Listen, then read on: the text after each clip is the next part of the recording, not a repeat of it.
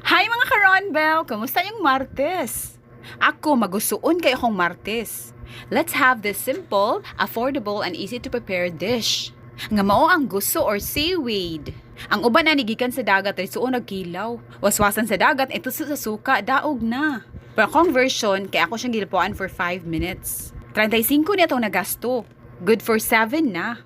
Taga Indonesia o Philippines siya kunin mukaon ani. Gigamit ni sa production of carrageenan, a product used in cosmetics, food processing, and industrial uses. Ang kani siyang seaweed has been used since 2700 BC in China.